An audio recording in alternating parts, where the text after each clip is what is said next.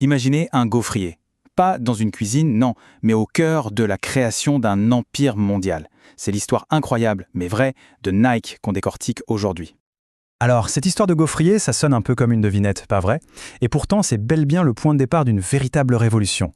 Une révolution qui a totalement redéfini les règles du jeu dans le sport, dans la mode et même dans le marketing. Bon, pour tout comprendre, il faut remonter le temps.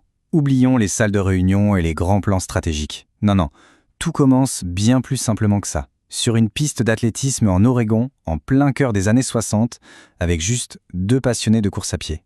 Au départ, l'entreprise ne s'appelle même pas Nike, c'est Blue Ribbon Sports. Leur idée, défier les géants allemands de la chaussure en important des modèles japonais. Et leur premier magasin, c'était le coffre d'une camionnette. C'est fou quand on y pense. Et le logo, le fameux swoosh mondialement connu, il a été dessiné par une étudiante pour la modique somme de $35. 35 $! C'est vraiment de ses débuts modestes qu'une légende est née. Et c'est là que notre gaufrier entre en scène. C'est l'éclair de génie de Bill Bowerman, l'un des cofondateurs. Un matin, il a l'idée de verser du caoutchouc liquide dans le gaufrier de sa femme. Le résultat, une semelle avec des crampons carrés, ultra adhérente et légère. Cette semelle gaufrée a tout changé. Elle a propulsé l'une de leurs chaussures au sommet des ventes aux États-Unis. Mais attention, une bonne semelle, aussi innovante soit-elle, ça ne suffit pas pour construire un empire. Le vrai coup de génie de Nike, il n'est pas seulement technique, il est philosophique. Ils ont compris quelque chose de fondamental sur notre rapport aux objets. Et cette phrase de Phil Knight, le fondateur, résume absolument tout.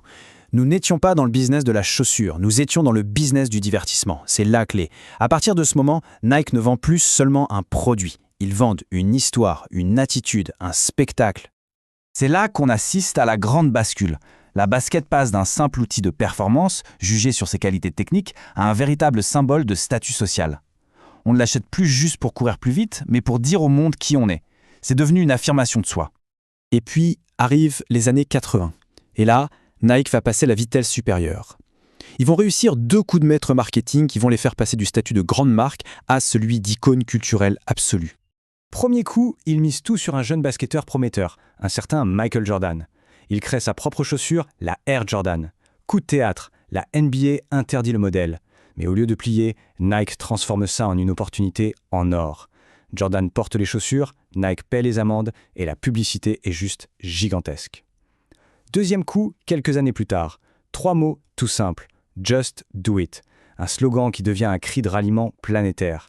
La rébellion et l'inspiration, c'était le cocktail parfait. Et le résultat financier de tout ça? Eh bien, il parle de lui-même. En 1986, le chiffre d'affaires de Nike passe la barre symbolique du $1 milliard. Ce n'est pas juste un chiffre, c'est la preuve que leur stratégie a fonctionné au-delà de toutes les espérances. Bien sûr, une telle croissance, une telle domination mondiale, ça a un prix. Et le succès amène son lot de complexité, de nouvelles stratégies et inévitablement de gros défis. C'est une excellente question, ça. Quand on achète une paire de baskets à $100, où va vraiment cet argent? La réponse, en fait, elle nous en dit long sur le fonctionnement de l'économie mondiale et sur le pouvoir immense d'une marque. Alors, regardons les chiffres. La fabrication et le transport de la chaussure, ça représente environ $30. Ensuite, Nike la vend $50 à un revendeur. Et ce revendeur, lui, la vend $100 au consommateur final en magasin. Ce qui est frappant, c'est que la fabrication elle-même ne représente qu'une petite partie du prix. La vraie valeur, elle est créée par la marque, le marketing et la distribution.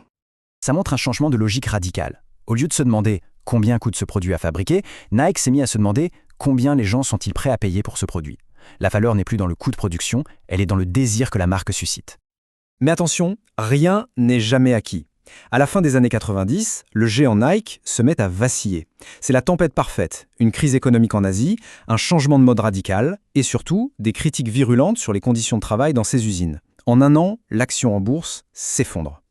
Alors, comment est-ce qu'on survit à ça? Comment une entreprise prise dans une telle tourmente arrive à rebondir pour devenir encore plus forte?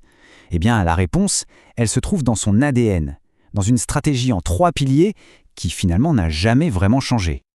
Cette stratégie, c'est un peu leur recette secrète. Elle est simple en apparence, mais elle est redoutablement efficace et elle repose sur ces 3 piliers. L'innovation, les légendes et la force de la marque. Le premier pilier est donc innover, toujours et encore. De la semelle gaufrée des débuts à la technologie Air et tout ce qui a suivi, l'objectif est clair, être perçu comme le leader technique. Il faut que dans l'esprit des gens, Nike soit synonyme de la meilleure performance possible. Deuxième pilier, créer des légendes. c'est bien plus que du simple sponsoring.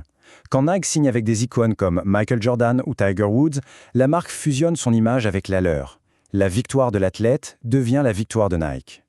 Et enfin, le troisième et peut-être le plus puissant des piliers, construire une marque qui vend une idée, une aspiration. Nike ne vend pas juste une chaussure, ils vendent l'idée de se dépasser, l'esprit libre de l'athlète, cette idée que chacun peut puiser dans sa force intérieure. Cette citation de Phil Knight est très révélatrice. Si nous sommes un géant, nous sommes un géant assez fragile. Nous ne pouvons pas quitter la balle des yeux.